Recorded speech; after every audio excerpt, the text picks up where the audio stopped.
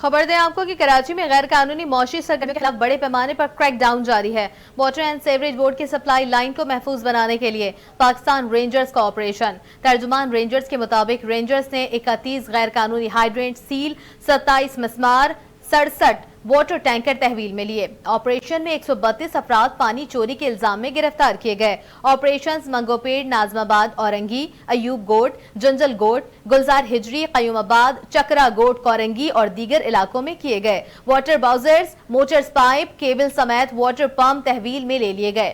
سندھ میں غیر قانونی طور پر مقیم غیر ملکی باشندوں کے خلاف بھی آپریشن۔ ستمبر 2021 سے اب تک 3435 غیر قانونی طور پر مقیم غیر ملکی گرفتار۔